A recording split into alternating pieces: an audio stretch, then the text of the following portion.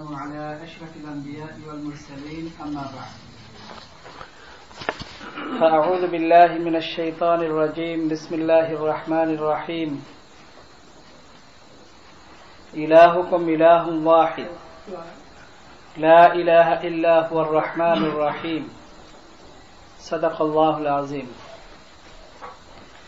গত সপ্তাহে আমাদের আলোচনা শেষের দিকে ছিল যে আহলুস সুন্নতি ওয়াল জামাত কাকে বলা হয় এবং আহলুস সুন্নতি ওয়াল জামাতের বাহিরে ইসলামের নামে যে সমস্ত দল, যে সমস্ত গ্রুপ, যে সমস্ত জামাত সাহাবায়ে কেরামের যুগ থেকে নিয়ে প্রায় 200 বছর পর্যন্ত যাদের আবির্ভাব ছিল আহলুস সুন্নতি ওয়াল জামাতের বাইরে, তাদের সম্পর্কে সংক্ষিপ্ত সূচিপত্র শুধু আমাদের সামনে তুলে ধরা হয়েছিল এই জন্য যে যেহেতু তাদের অস্তিত্ব এখন একেবারে নাই বললেও চলে এবং তার মধ্যে থেকে কিছু কিছু খারাপ আকীদা বর্তমানে কিছু গ্রুপ এবং দল তাদের মধ্যে থাকতে পারে বা আছে, কিন্তু ওই সময় যে নাম ছিল সেই নামে নেই, এখন হয়তো নতুন নামে আছে।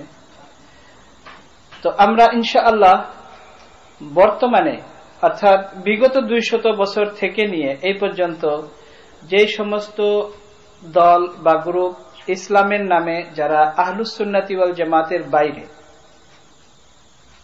তাদের সম্পর্কে আলোচনা করব, কিন্তু শেষের দিকে। আমরা শেষে গত সপ্তাহে আলোচনা করেছিলাম যে তাওহীদ আমাদের প্রথম শব্দ ছিল নাকুলু ফি তাওহীদিল্লাহি সুবহানাহু ওয়া তাআলা বিতাওফীকিহি। আমরা কথা বলবো, আলোচনা করব আল্লাহ তাআলার একত্ববাদের উপরে এবং আল্লাহ তাআলারই তৌফিক এবং আল্লাহ তাআলারই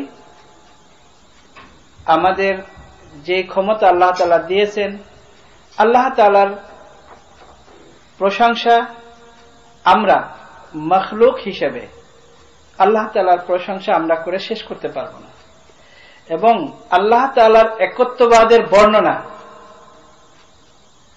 যেভাবে বললে সত্যিকার অর্থে আল্লাহ তাআলার একত্ববাদের বিশ্বাস পরিষ্কারভাবে তুলে ধরা যায়, সেইভাবে বলার ক্ষমতাও হয়তো আমাদের নেই। আল্লাহ তাআলা নিজে কোরআনে কারীমে ইরশাদ করেছেন, ইন্নাল্লাযীনা আমানু ওয়া আমিলুস সালিহাত কানাত লাহুম জান্নাতুল ফিরদাউসি নুজুলা খালিদিনা ফিহা লা ইয়াবগুনা আনহা হিওয়ালা কুল লাউ কানাল বাহরু মিদাদান লিকালিমাতি রাব্বি লানাফিদাল বাহরু ক্বাবলা আন তানফাদা কালিমাতু রাব্বি ওয়ালাউ জি'না বিমিসলিহি মাদাদা। ওই সমস্ত লোক যারা ঈমান এনেছে, আমানু ওয়া আমিলুস সালিহাত এবং নেক কাজ সম্পাদন করেছে, কানাত লাহুম জান্নাতুল ফিরদাউসি নুজুলা, তাদের জন্য অবধারিত রয়েছে জান্নাতুল ফিরদাউস নুজুলান, গেস্ট হিসেবে। এই আয়াতের তাফসীর আমরা আজকে করতে যাব না, যেহেতু এই আয়াতের উপর কথা বলতে গেলে হয়তো 1 ঘন্টার উপরে চলে যাবে, হয়তো 1 ঘন্টা সম্ভব হবে না।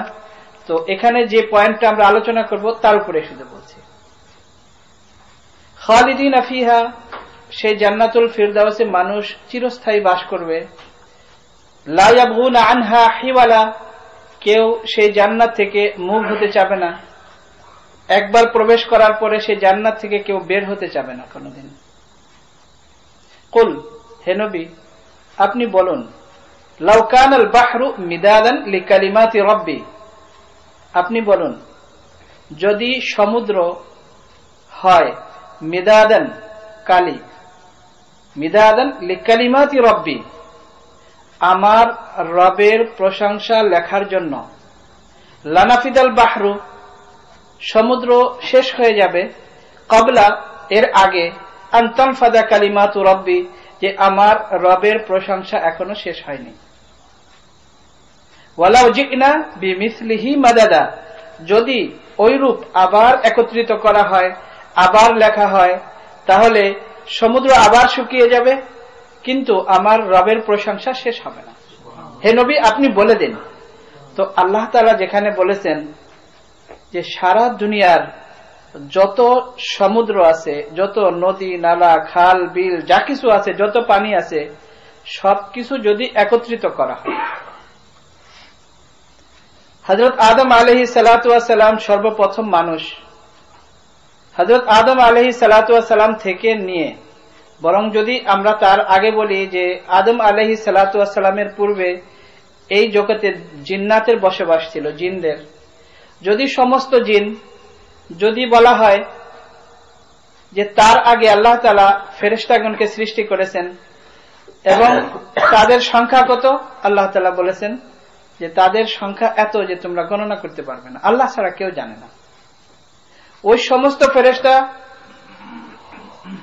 আল্লাহ তাআলার অন্যান্য যত মখলুক যাদেরকে আল্লাহ তাআলা জ্ঞান বুদ্ধি দিয়েছে, ফেরেশতা হোক, জিন হোক, মানব জাতি হোক, সকলে মিলে যদি কিয়ামত পর্যন্ত যত মানুষ দুনিয়াতে আসবে, সবাই মিলে যদি আল্লাহ তাআলার প্রশংসা লেখা শুরু করে, আর অন্য আয়াতে আল্লাহ তাআলা বলেছেন সাবআতা আবহরিন মা নাফিদাত কালিমাতুল্লাহ ওয়াল আশজারু আকলামুন, সমস্ত গাছপালা সবকিছুকে যদি কলম বানানো হয়, আর সাবআতা আবহরিন একবার নয়, যদি 7 বার এরকম করা হয়, তাহলেও আল্লাহ তাআলার প্রশংসা শেষ হবে না।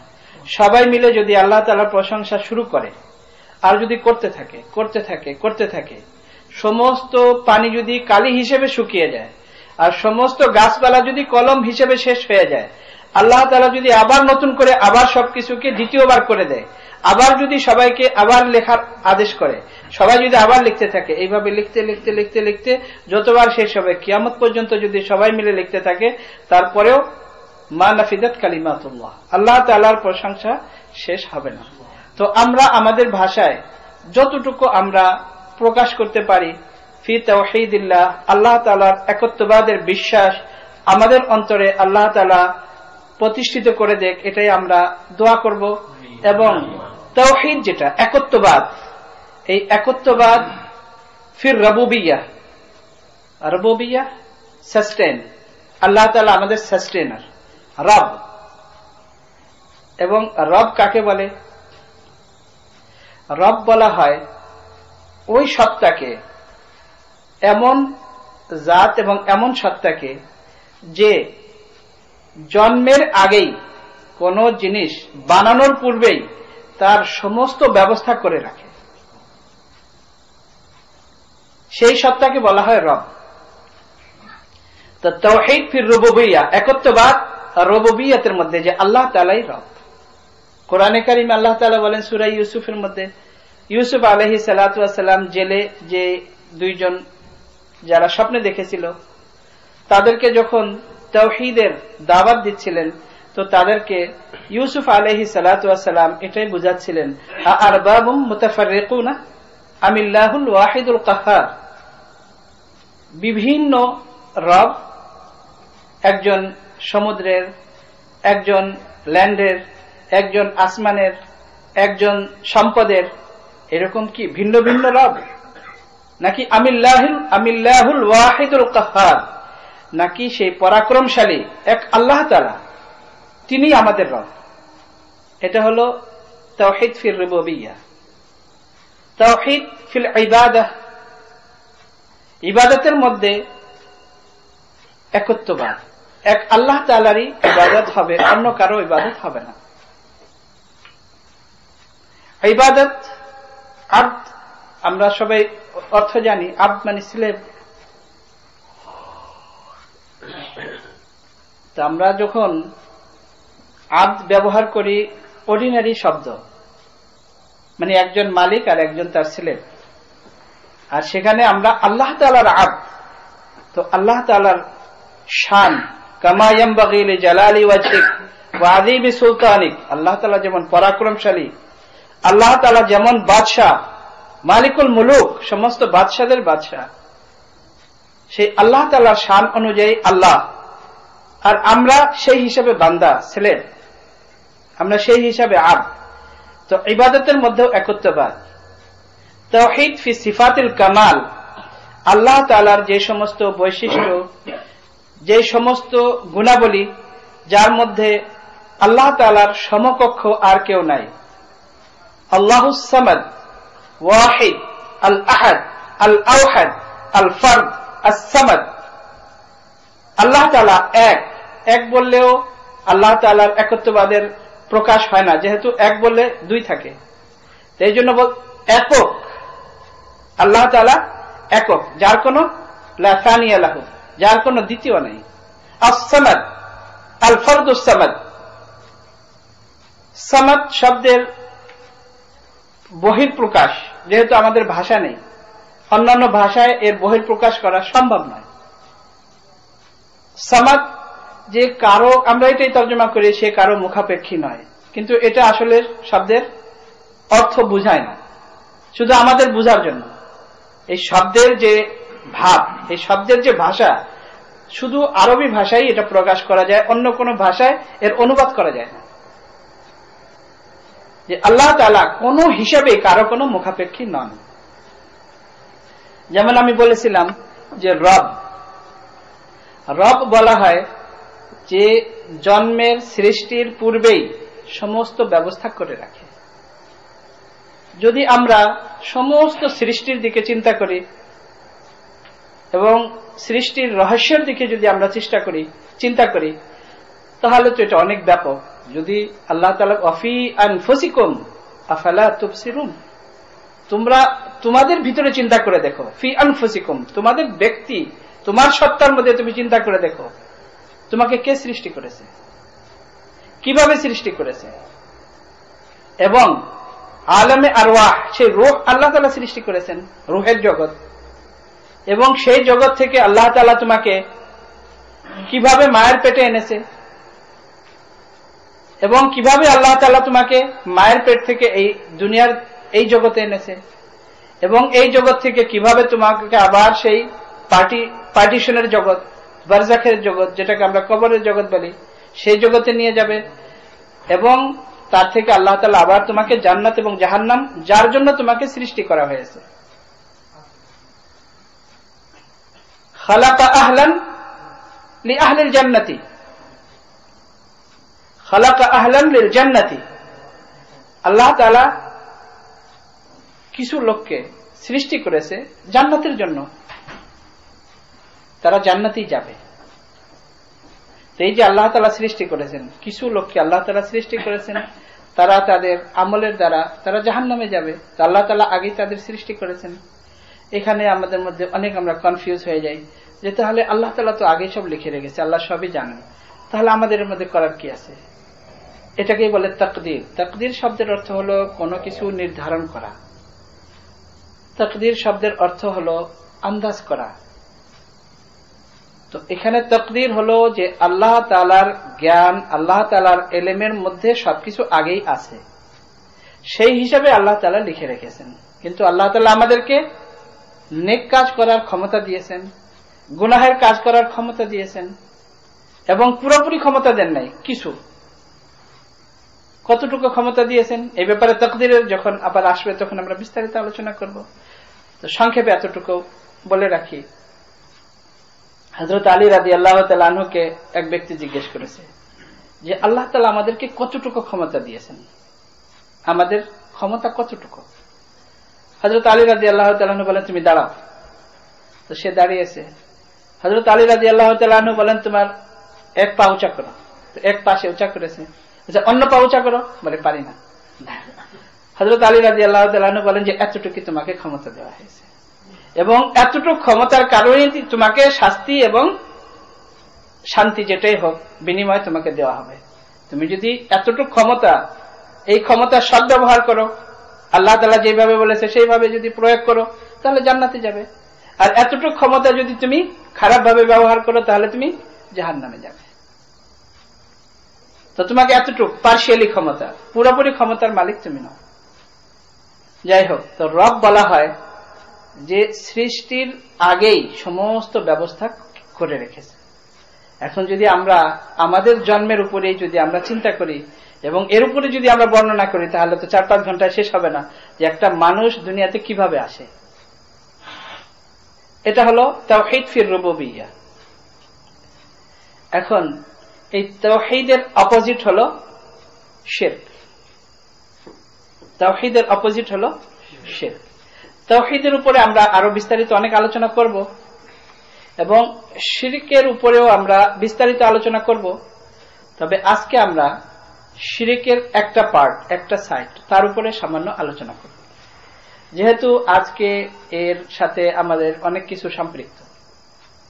এই আমাদের সামনে ক্রিসমাস, এর সাথে শিরকের কি সম্পর্ক, এর উপরে কিছু আলোচনা খুবই জরুরি। শিরক হলো আল্লাহ তাআলার সাথে কাউকে পার্টনার বানানো, কোনোভাবে আল্লাহ তাআলার সাথে কাউকে শরীক করা, রব হিসাবে হোক, ইবাদত হিসাবে হোক, ফি সিফাতিল কামাল, আল্লাহ তাআলার যে সমস্ত গুণাবলী আছে তার মধ্যে কোনো গুণ কারো জন্য ফিট করা হোক। এর মধ্যে অনেক জাতি এবং অনেক ধর্ম এর মধ্যে আছে, যেগুলো নিয়ে আমরা পরবর্তীতে বিস্তারিত আলোচনা করব। আগে তাওহীদের আলোচনা করব, তারপরে শিরকের আলোচনা করব। কিন্তু আজকে যেহেতু এর সাথে কিছুটা সম্পর্ক আছে, এই জন্য এর উপরে আজকে আমরা সামান্য আলোচনা করব। ইন্নাল্লাহা লা ইয়াগফিরু আন ইউশরাকা বিহি ওয়া ইয়াগফিরু মা দুনা যালিকা লিমান ইয়াশা। আল্লাহ তাআলা ক্ষমা করবেন না। লা ইয়াগফিরু আন ইউশরাকা বিহি, আল্লাহ তাআলার সাথে কাউকে শরীক করা হোক, পার্টনার আল্লাহ তাআলার সাথে কাউকে বানানো হোক, এমন ব্যক্তিকে আল্লাহ তাআলা কোনদিন ক্ষমা করবেন না। ওয়া ইয়াগফিরু মা দুনা যালিকা লিমান ইয়াশা, শিরক ছাড়া আল্লাহ তাআলা যে কোনো গুনাহকে চাইবেন আল্লাহ তাআলা ক্ষমা করবেন। কিন্তু আল্লাহ তাআলা ক্ষমতা রাখেন, সবকিছুর উপরে ক্ষমতা রাখেন, কিন্তু আল্লাহ তাআলা ক্ষমা করবেন না। এখানেও আকীদার অনেক মাসলা এসে যায়। ওয়া হুয়া আলা কুল্লি শাইইন কাদির, সমস্ত জিনিসের উপরেই ক্ষমতাধর আল্লাহ তাআলা ক্ষমতা রাখেন। কিছু লোক আছে যারা ভ্রান্ত আকীদা রাখে, ইসলামের নামেই একটা দল। তাদের আকীদা হলো, তারা মনে করে যে আল্লাহ তাআলা মিথ্যা বলার উপর ক্ষমতা রাখেন না। খুব ভালোভাবে বুঝবেন, দুটো ভিন্ন ভিন্ন জিনিস। একটা হলো যে আল্লাহ তাআলা সমস্ত জিনিসের উপর ক্ষমতা রাখেন, কিন্তু আল্লাহ তাআলার শান নয়, আল্লাহ তাআলার সাথে শোভা পায় না যে আল্লাহ তাআলা মিথ্যা বলবেন। আল্লাহ তাআলা কখনো মিথ্যা বলেন না, কখনো মিথ্যা বলবেন না। এটা হলো আল্লাহ তাআলার শান, আল্লাহ তাআলার সম্মান। কিন্তু আল্লাহ তাআলা ক্ষমতা রাখেন কিনা? ক্ষমতা রাখেন, কিন্তু আল্লাহ করবেন না। ক্ষমতা রাখেন কিন্তু করবেন না। সাধারণ উদাহরণ দিলে আপনারা বুঝতে পারবেন। এক জায়গায় এই ধরনের মুনাজারা চলছিল, বহস। তো যাদের আকীদা যে আল্লাহ তাআলা মিথ্যা বলার ক্ষমতাই রাখেন না, তাদের সাথে আর আরেক দল যারা গ্রুপ, তারা হলো আহলুস সুন্নাতি ওয়াল জামাআহ।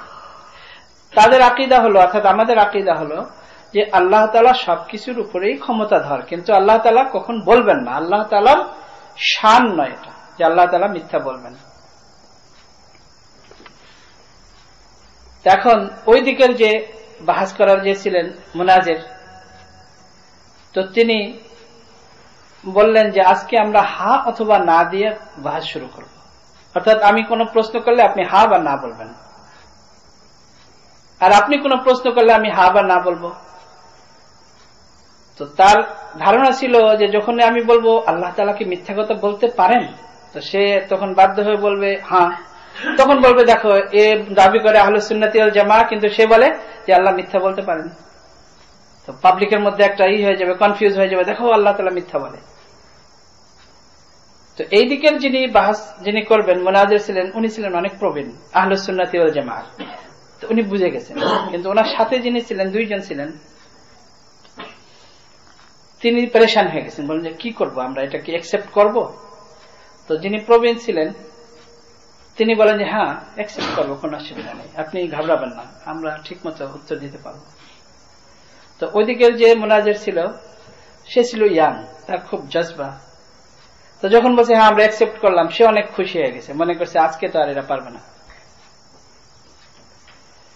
তো যখন হয়ে গেছে, লেখা হয়ে গেছে, ম্যাজিস্ট্রেট আছে, পুলিশ আছে সবার সামনে, এখন শুরু হওয়ার আগে প্রবীণ যিনি ছিলেন আহলুস সুন্নাত ওয়াল জামাত, তিনি বলেন যে আসলে আমরা তো না এই মোনাজারা জীবনে কোনোদিন করি নাই, আমরা জীবনে এরকম মোনাজারা কোনোদিন করি নাই, আজকে প্রথম। তো আমি আপনাকে কিছু টেস্ট করার জন্য কিছু কোশ্চেন আগে করি, আপনি ওটার উত্তর দেন, তাহলে আমি বুঝতে পারবো, শিখতে পারবো যে কিভাবে করতে হয়। তো সে তো খুব অহংকারের উপরে আছে, বলে হ্যাঁ কোনো অসুবিধা নেই, আপনি করেন।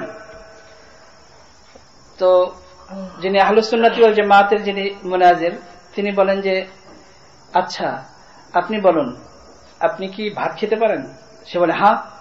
আপনি রুটি খেতে পারেন? হ্যাঁ। আপনি গোশত খেতে পারেন? হ্যাঁ। তো সাথে সাথে বলে যে আপনি কি পায়খানা খেতে পারেন? তো সে চুপ হয়ে গেছে। বলে আপনি কি আপনার মায়ের সাথে জিনা করতে পারেন? চুপ হয়ে গেছে, আর কোন উত্তর দেয় না। এই পরাপর অনেকগুলো কোশ্চেন করে ফেলছে, এখন তার আর কোন উত্তর নেই। এখন সে যখন উত্তর দিচ্ছে না, তখন যিনি ছিলেন প্রবীণ, তিনি বলেন যে আপনিই বললেন হ্যাঁ না আপনি মোনাজারা করবেন, তা আমি বললাম টেস্টিং এর জন্য আমি কিছু আপনাকে কোশ্চেন করি, এখন আপনি চুপ হয়ে আছেন, তাহলে মোনাজারা আমরা কিভাবে করব? এখন সে চুপ, আর কিছু বলে না, অনেক রেগে গেছে সে। তখন যিনি প্রবীণ ছিলেন তিনি পাবলিককে বললেন যে আসলে এটা হলো একটা আকীদার ব্যাপার এবং এটা একটা ইলমি ব্যাপার, এটা কোনো পাবলিকের ব্যাপার নয়। এটা হলো যে আল্লাহ তাআলা সমস্ত জিনিসের উপর কুদরত রাখেন, ক্ষমতা রাখেন। তো আল্লাহ তাআলা যখন সমস্ত আলা কুল্লি শাইইন কাদির, তো শাইউন থিং, এনিথিং, সবকিছুর উপর আল্লাহর ক্ষমতা আছে। তো এই শাইউনের ভিতরে কি আছে? মিথ্যাও আছে। আল্লাহ তাআলা মিথ্যার উপরও ক্ষমতা রাখেন, কিন্তু আল্লাহ তাআলার শান নয় যে আল্লাহ মিথ্যা বলবেন। এবং আল্লাহ তাআলা কোরআনে বারবার ঘোষণা দিয়েছেন যে আল্লাহ তাআলা কখনো মিথ্যা বলেন না। আল্লাহ কোনদিন বলবেন না, কিন্তু আল্লাহর ক্ষমতা নাই এর উপরে এটা বলা, এটা আমাদের আকীদার পরিপন্থী। তো যখন পাবলিককে বুঝিয়ে দেওয়া হয়েছে, তখন মুনাজারার আগেই সব শেষ হয়ে গেছে। যাই হোক, তো আল্লাহ তাআলা সমস্ত জিনিসের উপর ক্ষমতা রাখেন, এই আকীদা আমাদের মনে রাখতে হবে। তো আল্লাহ তাআলার সাথে কোনোভাবে কাউকে পার্টনার মনে করা যাবে না। এখন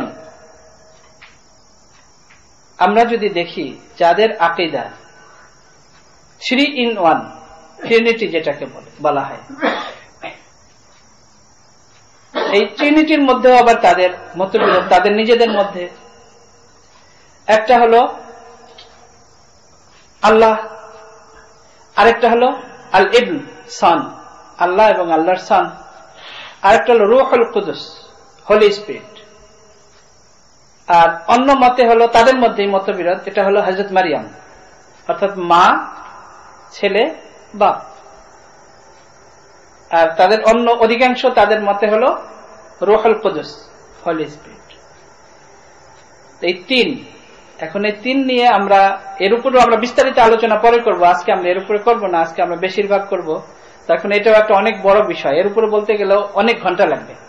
শুধু যদি আমরা এই ট্রিনিটির উপরেও যদি কথা বলি তাহলে অনেক ঘন্টা দরকার।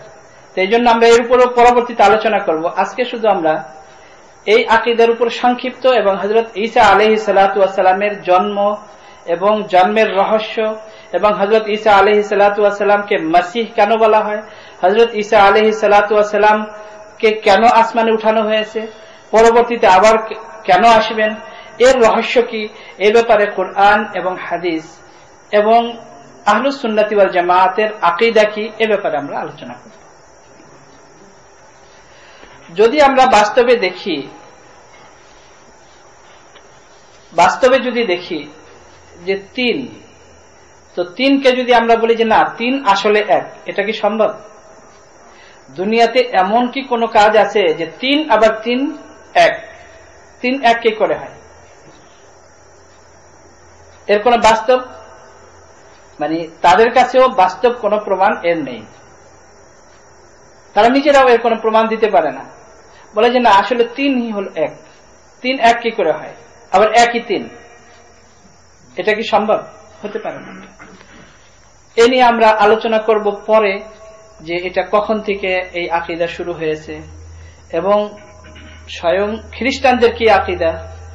খ্রিস্টানদের আকীদা হলো যে হযরত মারিয়াম আলাইহিস সালাতু ওয়াস সালাম, তার বিয়ে হয়েছে এবং তার হাজব্যান্ডের নাম হলো ইউসুফ নাজ্জার, নাজ্জার হলো কার্পেন্টার, তার সাথে বিয়ে হয়েছে এবং সেই বিয়ে হযরত মারিয়াম আলাইহিস সালাতু ওয়াস সালাম তার ঘর থেকে জন্ম নিয়েছে। আর ইহুদিদের আকীদা হলো যে না, বিয়ে হয়নি তার সাথে, বরং তার সাথে নাউযুবিল্লাহি মিন যালিক, একদিকে এরা বলে ভার্জিন, সতী সাধ্বী মহিলা, অন্যদিকে আবার বলে তার সাথে মানে খারাপ কাজ হয়েছে, নাউযুবিল্লাহি মিন যালিক। আবার তাকে নবীও মনে করে, তাকে আবার আল্লাহর ছেলেও মনে করে। মানে এটা এমন একটা ভ্রান্ত আকীদা যার সাথে হযরত ঈসা আলাইহিস সালাতু ওয়াস সালাম এবং হযরত মারিয়ামের সাথে কোনো সম্পর্ক নাই। হযরত মারিয়াম রাদিয়াল্লাহু তাআলা আনহা, হযরত ঈসা আলাইহিস সালাতু ওয়াস সালাম তার থেকে অনেক বেশি ঊর্ধ্বে, অনেক পবিত্র, এবং এর সাথে তাদের কোন রকমের কোনো সম্পর্ক নেই, কোনো সামঞ্জস্য নেই। রাসূলুল্লাহ সাল্লাল্লাহু আলাইহি ওয়াসাল্লামের ব্যাপারে যদি কেউ কোনো খারাপ কোনো কিছু আকীদা পোষণ করে, যেমন সে ইসলাম থেকে বের হয়ে যাবে, হযরত ঈসা আলাইহিস সালাতু ওয়াস সালাম সম্পর্কেও যদি কেউ তেমন কোনো কিছু খারাপ মনে পোষণ করে, তারও ঈমান শেষ হয়ে যাবে এবং সেও ইসলাম থেকে বের হয়ে যাবে। এবং সমস্ত আম্বিয়া কিরামের উপরে যাদের নাম কোরআনে কারিমে আছে এবং যাদের নাম নেই কিন্তু আল্লাহ তাআলার রাসূল, বিভিন্ন রিওয়ায়াতে যেমন আছে 1,00,000 হোক বা 2,24,000 হোক বা 1,24,000 হোক, যত আম্বিয়া কিরাম আছে, যাদের নাম আছে তাদের নামের সাথে তাদের উপর আমরা ঈমান আনি। যে 16 জন বা 17 জন কোরআনে কারিমে যাদের আলোচনা আছে বা হাদিসে আছে, আর এছাড়া যত আম্বিয়া কিরাম দুনিয়াতে এসেছেন সবার উপরে আমাদের ঈমান ওইরকম ঈমান আছে যেমন রাসূলুল্লাহ সাল্লাল্লাহু আলাইহি ওয়াসাল্লামের উপর ঈমান আছে। হ্যাঁ, আল্লাহ তাআলা কোরআনে কারিমে বলেছেন, তিলকার রুসুলু ফাদ্দালনা বা'দাহুম আলা বা'দ মিনহুম মান কাল্লামাল্লাহু ওয়া রাফা'a বা'দাহুম দারাজাত। এই সমস্ত আম্বিয়া কিরাম, এই সমস্ত রাসূল, ফাদ্দালনা বা'দাহুম আলা বা'দ, এদের মধ্যে কাউকে আমি কারো উপর প্রাধান্য দিয়েছি। যেমন মিনহুম মান কাল্লামাল্লাহ, কেউ আল্লাহ তাআলার সাথে সরাসরি কথা বলেছেন, ওয়া রাফা'a বা'দাহুম দারাজাত, এবং তাদের মধ্যে কারো মর্যাদা স্ট্যাটাস আমি অনেক বাড়িয়ে দিয়েছি। এটা তাদের ব্যাপার যে আল্লাহ তাআলা কাউকে কারো উপর, কিন্তু আমাদের জন্য সবার উপরেই ঈমান আনতে হবে। সমস্ত নবীর উপরে ঈমান আনা আমাদের জন্য ফরজ। হযরত ঈসা আলাইহিস সালাতু ওয়াস সালামের যদি আমরা ব্যাকগ্রাউন্ড দেখি, অন্য আম্বিয়া কিরাম যাদের জন্মের ব্যাপারে কোরআনে কারিমে আছে, হযরত ঈসা আলাইহিস সালাতু ওয়াস সালামের জন্মের ব্যাপারেও আছে, কিন্তু অন্যদের থেকে আরো বেশি। অন্যদের মধ্যে হযরত ইসমাঈল আলাইহিস সালাতু ওয়াস সালামের ব্যাপারে সামান্য, কিন্তু হযরত ইসহাক আলাইহিস সালাতু ওয়াস সালামের ব্যাপারে কোরআনে কারিমে পরিষ্কার আছে এবং আল্লাহ তাআলা নাম রেখেছেন। হযরত ইয়াহইয়া আলাইহিস সালাম এর ব্যাপারে কোরআনে কারিমে আছে এবং নাম আল্লাহ তাআলা রেখেছেন, এবং আল্লাহ তাআলা বলেছেন যে এই নাম আমি এর পূর্বে আর কারো রাখি নাই। ঈসা আলাইহিস সালাতু ওয়াস সালামের বৈশিষ্ট্য এবং ঈসা আলাইহিস সালাতু ওয়াস সালামের যে সমস্ত গুণাবলী আল্লাহ তাআলা দিয়েছেন সেগুলো অন্যান্য আম্বিয়া কিরামের থেকে বিভিন্ন কারণে একটু ভিন্ন। এবং হযরত ঈসা আলাইহিস সালাতু ওয়াস সালামকে আল্লাহ তাআলা বাপ ছাড়া দুনিয়াতে পাঠিয়েছেন শুধু মায়ের মাধ্যমে। এই জন্য কোরআনে কারিমে বিভিন্ন আম্বিয়া কেরামের স্ত্রীগণের ব্যাপারে এবং বিভিন্ন মহিলাদের ব্যাপারে কোরআনে কারিমে আলোচনা আছে।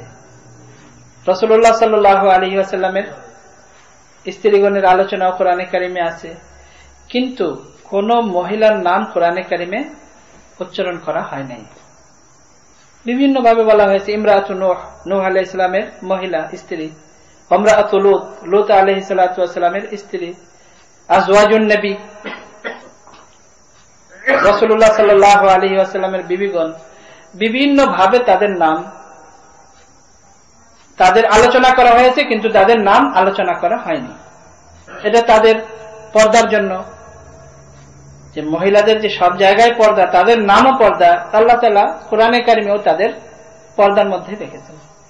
কিন্তু কোরআনে কারিমে বিভিন্ন জায়গায় হযরত মারিয়াম রাদিয়াল্লাহু তাআলা আনহার নাম উচ্চারণ করেছেন, ঈসা ইবনে মারিয়াম। কেন? মুফাসসিরিনে কিরাম হিকমত হিসেবে লিখেছেন যে এই জন্য করা হয়েছে যে যেন কেউ হযরত ঈসা আলাইহিস সালাতু ওয়াস সালামকে আল্লাহ তাআলার ছেলে না মনে করে।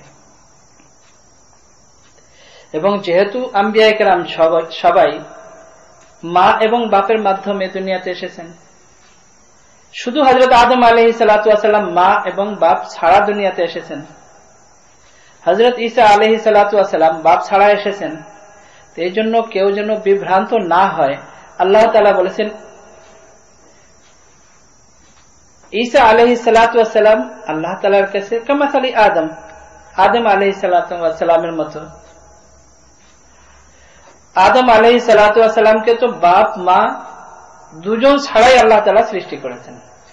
তো যদি বাপ ছাড়া জন্ম হওয়ার কারণে আল্লাহ তাআলার ছেলে হয়, তাহলে আদম আলাইহিস সালাতু ওয়াস সালাম তো মা এবং বাপ দুজন ছাড়াই দুনিয়াতে এসেছেন, তাহলে তিনি কেন আল্লাহ তাআলার ছেলে হবেন না? এটা কোনো কারণ হতে পারে না। আরেকটা হলো যে আল্লাহ তাআলার ছেলে কতজন? এরা বলে শুধু একজন। তো ছেলে হওয়া, দেখেন মুশরিকিন মক্কা ফেরেশতাদেরকে আল্লাহ তাআলার মেয়ে বলে আখ্যায়িত করত। আল্লাহ তাআলা কোরআনে কারিমে বলেছেন যে তোমরা তো ছেলে পছন্দ করো, নিজেদের জন্য ছেলে প্রমাণ করো, আর আল্লাহ তাআলার জন্য তোমরা মেয়ে প্রমাণ করো যে এরা সব আল্লাহ বানাতুল্লাহ, ফেরেশতারা সবাই আল্লাহ তাআলার মেয়ে। এই সমস্ত কিছু দেখলে বোঝা যায় জাকারিয়া আলাইহিস সালাম ছেলের জন্য দোয়া করেছেন, ইব্রাহিম আলাইহিস সালাম ছেলের জন্য দোয়া করেছেন। তাহলে বোঝা যায় যে সমাজে ছেলেকেই ভালো মনে করা হয় এবং ছেলে অধিক হলে আরো বেশি পছন্দ করা হয়। তো ছেলে হওয়া যদি কোনো ফজিলত হয়, তাহলে আল্লাহ তাআলার যদি ছেলে হয়, তাহলে কি একজন হওয়াটা কোনো ফজিলত হলো? আল্লাহ তাআলা তো তাহলে কোটি কোটি ছেলে হওয়া উচিত ছিল, একজন কেন? আপনাদেরকে বোঝানোর জন্য একটা গল্পের মতোই বাস্তব বলি। ভারতবর্ষে যখন ব্রিটিশদের রাজত্ব প্রতিষ্ঠিত হয়, তখন তারা চিন্তা করেছে যে এই দেশে আমরা ক্ষমতা টিকিয়ে রাখতে পারবো না যতক্ষণ পর্যন্ত এই দেশের মানুষ খ্রিস্টান না হবে। যেমন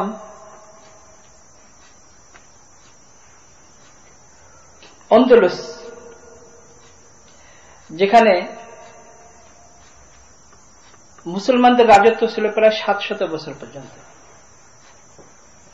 700 বছর পর্যন্ত মুসলমানদের ক্ষমতা ছিল, কিন্তু যখন খ্রিস্টানরা যখন ক্ষমতা গ্রহণ করে, দখল করে, তখন পুরো দেশে একজন মুসলমানও ছিল না। তার কারণ তারা চিন্তা করেছে যদি মুসলমান থাকে তাহলে একদিন না একদিন তারা আবার আসবে। তো এই জন্য তারা চয়েস দিয়েছে, হয়তো দেশ ছেড়ে চলে যাও, তা নাহলে তোমরা খ্রিস্টান হয়ে যাও। তো যাদের ঈমান মজবুত ছিল তারা দেশ ছেড়ে চলে গেছে, আর যাদের ঈমান দুর্বল ছিল তারা খ্রিস্টান হয়ে গেছে। তো ব্রিটিশ যারা, তারা চিন্তা করেছে যে যদি এই দেশ আমরা ক্ষমতায় রাখতে চাই, তাহলে এই দেশের মানুষকে খ্রিস্টান বানাতে হবে, তা নাহলে আমরা শুধু দেশ দখল করে রাখতে পারবো না। এই জন্য তারা বিভিন্নভাবে মানুষকে খ্রিস্টান বানানোর জন্য ইংল্যান্ড থেকে পাদ্রী পাঠানো হতো, এবং যারা আসতো, পাদ্রী যারা আসতো, তারা একেবারে সুন্দর হিন্দি এবং উর্দুতে কথা বলতে পারতো, এরকম ভাবে তাদের ট্রেনিং দেওয়া হতো। আর যেহেতু সরকারি সাহায্য তাদের সাথে থাকতো, পুলিশ টুলিশ সব তাদের সাথে থাকতো, তো যত বড় বড় মসজিদ, সব মসজিদে পুলিশ দাঁড়ানো থাকতো, আর ওই পাদ্রী নামাজের পরে মানুষকে লেকচার দিত। তো এক বড় মসজিদের সামনে, বা জামে মসজিদ, দিল্লির যে জামে মসজিদের সামনে নামাজের পরে পুলিশ সবাইকে বসেছে, বসো তোমরা, বসো সবাই, বসো, পাদ্রীর কথা শোনো। তো এখন পাদ্রী খুব লেকচার দিয়েছে যে মুসলমান, তোমরা ঈসা আলাইহিস সালামকে সম্মান করো, তাকে নবী মনে করো, আর তোমরা নিজেদের ছেলে হওয়াকে তোমরা গর্ববোধ করো যে আমার ছেলে আছে, আর তোমরা বলো যে আল্লাহ তাআলার কোনো ছেলে নাই। ঈসা আলাইহিস সালামকে তোমরা বলো যে ঈসা আলাইহিস সালাম তার কোনো বাপ নেই, তো তোমরা বাপ হওয়াকে অহংকার হিসেবে মনে করো, গর্ববোধ করো। আর ঈসা আলাইহিস সালামের বাপ নাই, তোমরা তাকে মনে করো যে তার কোনো বাপ নাই, তোমরা তাকে হারাম সন্তান মনে করো। একজন দাঁড়াচ্ছে, দাঁড়ায় বলছে আচ্ছা ঠিক আছে, তাহলে ঈসা আলাইহিস সালামের বাপ কে? তা সে বলছে আল্লাহ তাআলা ঈসা আলাইহিস সালামের বাপ। বলে যে বাপ হওয়া এটা তো ফজিলত। হ্যাঁ, তো বলে আল্লাহ তাআলার কয়জন ছেলে আছে? তো বলছে একজন শুধু, ঈসা আলাইহিস সালাম। তো বলে আমি তো কমজোর বান্দা, আল্লাহর বান্দা, আমার 7 জন ছেলে।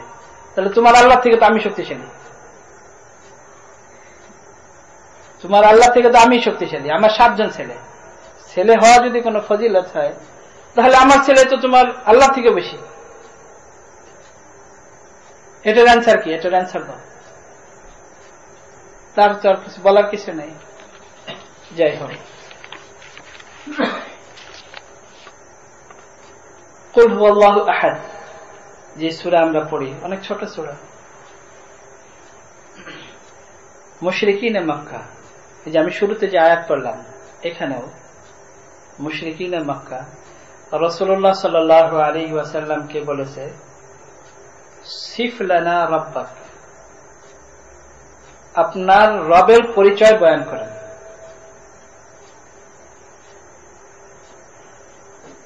আল্লাহ তাআলা এই আয়াত নাযিল করেছেন, ইলাহুকুম ইলাহুম ওয়াহিদ লা ইলাহা ইল্লা হুয়ার রহমানুর রহিম। তোমাদের ইলাহ এক ইলাহ। ইলাহুম মা আল্লাহ, আল্লাহর সাথে কি আরো ইলাহ আছে? এবং মুশরিকিনে মক্কা এটাই তাদের জন্য আশ্চর্য ব্যাপার ছিল। আজআলাল আলিহাতা ইলাহান ওয়াহিদা ইন্না হাযা লা শাইউন আজীব ইন্না হাযা লা শাইউন উজাব। যে মুহাম্মদ সমস্ত ইলাহকে এক ইলাহ বানিয়ে ফেলছে, একজন ইলাহ শুধু। এটা কিভাবে হতে পারে?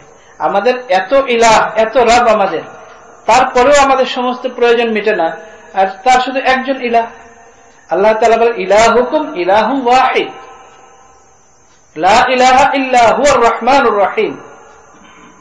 তোমাদের ইলাহ শুধু এক ইলাহ, লা ইলাহা ইল্লা হু, সেই আল্লাহ ছাড়া, সেই ইলাহ ছাড়া আর কোন ইলাহ নেই, ইবাদতের উপযুক্ত কোন ইলাহ নেই, মাবুদ নেই।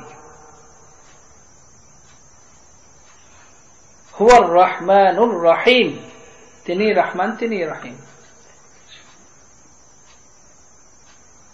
এবং অন্য বর্ণনা মতে যখন মুশরিকিনে মক্কা বলে সিফ লানা রাব্বাক, আপনার রবের পরিচয় বয়ান করেন,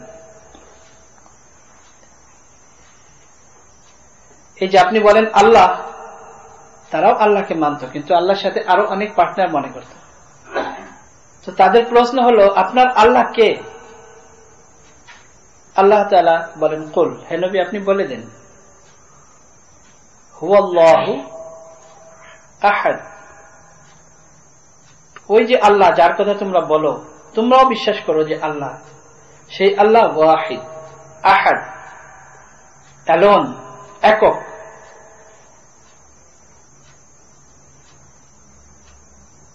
আল্লাহুস সামাদ, এবং আল্লাহ সামাদ।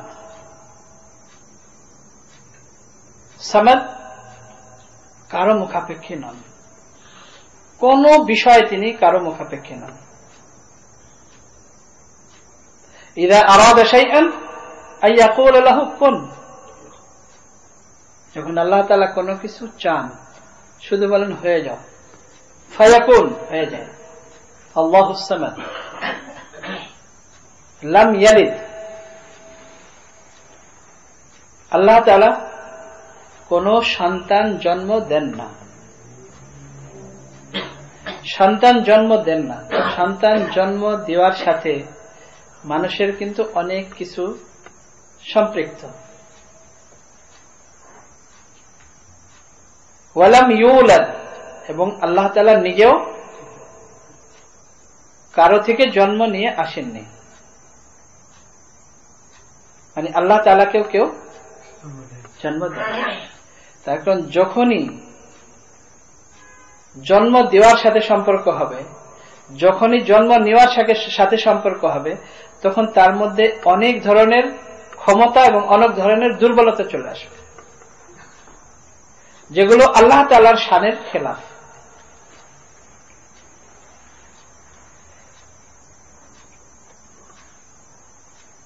যেমন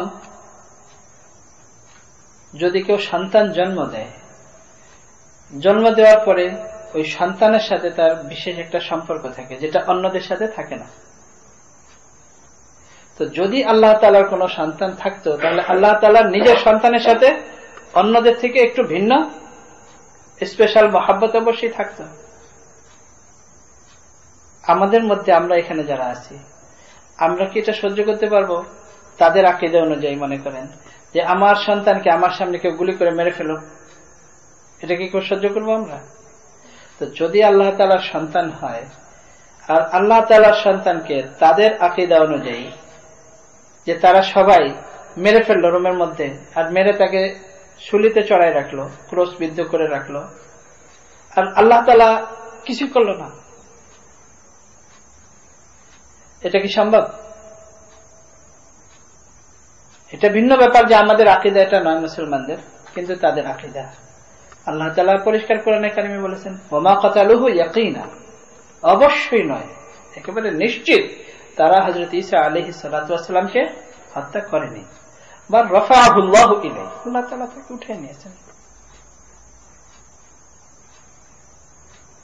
এবং তারা তাকে ক্রুশবিদ্ধ করে নাই। এটা তো আমাদের মুসলমানদের আকীদা। কিন্তু যদি তাদের আকীদা অনুযায়ী ও মনে করা হয়, তাহলে আল্লাহ তাআলার ছেলেকে এইভাবে মানুষ মেরে ফেললো, আর আল্লাহ তাআলা নিজের ছেলেকেও ছাড়াতে পারলো না বা ছাড়ালো না, বাপ ছেলের সম্পর্ক কি এতই খারাপ হয়? এরপরে তাদের যে আকীদা যে হযরত ঈসা আলাইহিস সালাতু ওয়াস সালাম তাদের সবার গুনাহকে নিয়ে চলে গেছে, এই জন্য তারা খ্রিস্টান হওয়াই যথেষ্ট, তাদের জন্য সোজা জান্নাতে যাবে। তাদের আর কোনো যত গুনাহ করুক, পাপ করুক, যাই করুক, আল্লাহ তাআলা বলেন লা তাজিরু ওয়াজিরাতুন বিজরা উখরা, লা তাজিরু ওয়াজিরাতুন বিজরা উখরা, একের অপরাধ অন্যের উপর কোনোদিন চাপানো হবে না, এবং এটা ইনসাফও নয়। তো যেখানে আল্লাহ তাআলা বলেন যে একের অপরাধ অন্যের উপরে চাপানো হবে না, দুনিয়ার আইনে কি এটা হয়? তোমরাই তো বলে যে এটা জাস্টিস না, তো তোমরাই যেখানে বলো যে এটা ইনসাফ না, সেখানে তোমাদের অপরাধ তার উপর কেন চাপিয়ে দিচ্ছ? এটা তো দুনিয়ার বুদ্ধিতেও কেউ এটা বিশ্বাস করবে না। এর উপর আমরা পরে বিস্তারিত আরো আলোচনা করব। যাই হোক, হযরত ঈসা আলাইহিস সালাতু ওয়াস সালামের জন্মের যে রহস্য, জন্মের উপরে বলতে গেলে তো অনেক ঘন্টা দরকার, শুধু জন্মের রহস্য সংক্ষেপে বলি। ঈসা আলাইহিস সালাতু ওয়াস সালামের জন্মের রহস্য খুবই গুরুত্বপূর্ণ। আদম আলাইহিস সালাতু ওয়াস সালাম সর্বপ্রথম মানুষ, সর্বপ্রথম নবী। ঈসা আলাইহিস সালাতু ওয়াস সালাম আদম আলাইহিস সালাতু ওয়াস সালাম থেকে নিয়ে আস্তে আস্তে আস্তে আস্তে শেষ পর্যন্ত ইব্রাহিম আলাইহিস সালাতু ওয়াস সালাম, ইব্রাহিম আলাইহিস সালাতু ওয়াস সালামের সন্তানদের মধ্যে ইসমাঈল আলাইহিস সালাম, ইসহাক আলাইহিস সালাম, ইসহাক আলাইহিস সালামের ছেলে ইয়াকুব আলাইহিস সালাম, ইয়াকুব আলাইহিস সালামের নামই হলো ইসরাঈল, অর্থাৎ আব্দুল্লাহ। ইসরাঈল শব্দের অর্থ হলো হিব্রুতে ছেলে আল্লাহ, আল্লাহ তাআলার বান্দা। এই ইসরাঈলের সন্তান হলো হযরত ঈসা আলাইহিস সালাম পর্যন্ত, তিনিও, মানে সন্তান বলতে বংশ। এবং যত আম্বিয়ায়ে কেরাম এই উপরের থেকে 7-8 জন ছাড়া সবাই হযরত ইয়াকুব আলাইহিস সালাতু ওয়াস সালামের সন্তানদের এবং বংশের। বনি ইসরাইলের সর্বশেষ নবী হযরত ঈসা আলাইহিস সালাতু ওয়াস সালাম। আল্লাহ তাআলা দাজ্জালের ব্যাপারে সমস্ত নবীদেরকে সতর্ক করেছেন, এবং সমস্ত নবী আদম আলাইহিস সালাতু ওয়াস সালাম থেকে নিয়ে সমস্ত আম্বিয়ায়ে কেরাম দাজ্জালের ব্যাপারে সতর্ক করেছেন। প্রত্যেক উম্মতকে প্রত্যেক যুগে আম্বিয়ায়ে কেরাম দাজ্জালের ব্যাপারে সতর্ক করেছেন যে দাজ্জাল এমন হবে, এমন হবে। এগুলো আমরা আবার বলবো দাজ্জালের ব্যাপারে কিয়ামতের আলামত যেখানে বলবো ওখানে, ওটা অনেক শেষে আসবে। এখানে শুধু ঈসা আলাইহিস সালামের সাথে যে সম্পর্ক এটা বলি। দাজ্জাল এমন হবে, এমন হবে, এমন করবে, এমন করবে, দাজ্জালের ব্যাপারে সতর্ক করেছেন। এখন ঈসা আলাইহিস সালাতু ওয়াস সালাম সর্বশেষ নবী বনি ইসরায়েলের। পরবর্তীতে শুধু রাসূলুল্লাহ সাল্লাল্লাহু আলাইহি ওয়াসাল্লাম একজন নবী, যিনি কিয়ামত পর্যন্ত সর্বশেষ নবী এবং সমস্ত নবীদের নবী এবং সর্বোত্তম নবী। দাজ্জালের ব্যাপারে বলা হয়েছে মসিহুদ দাজ্জাল, দাজ্জালকে মসিহ বলা হয়েছে। ঈসা আলাইহিস সালাতু ওয়াস সালামকে আল্লাহ তাআলা কোরআনে কারীমে মসিহ বলেছেন।